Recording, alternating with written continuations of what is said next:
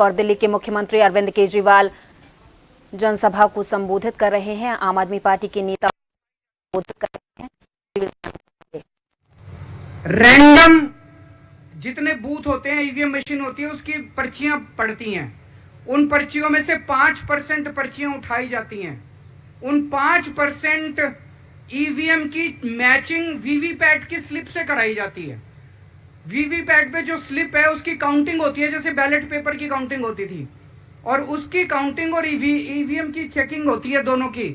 एक भी मशीन अगर मैच ना करे तो वहां चुनाव रद्द कर दिया जाता है।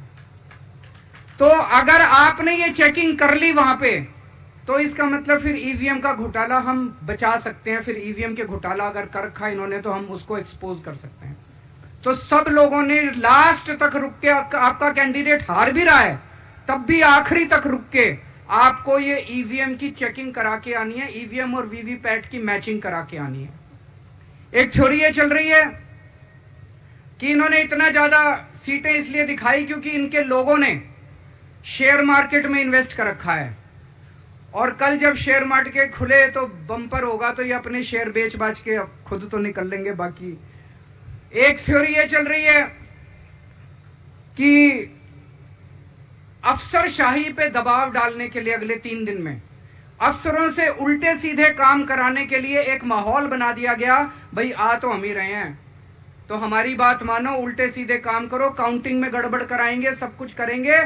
लेकिन फिर से मैं कह रहा हूं, अपने को, अपने काउंटिंग एजेंट, एआरओ, सब आरओ, सब लोगों को अपने को ट्रेन करके भेजना है और अपने को चौकन्ना रहना है।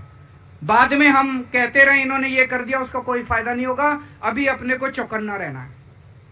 एक थ्योरी ये चल रही है कि अगर इन्होंने कल ही कम सीट दिखा दी होती एग्जिट पोल वालों ने, तो हो सकता है कि इन दोनों के खिलाफ आरएसएस में और बीजेपी में कल ही बगावत शुरू हो जाती। 4 तारीख तक इंतजार ही नहीं होता, हो सकता है। तो कई सारी थ्योरी चल रही हैं, लेकिन अपने को सतर्क रहना है, चौकन्ना रहना है। मेरा अपना मानना है कि 4 तारीख को इनकी सरकार नहीं बन रही है।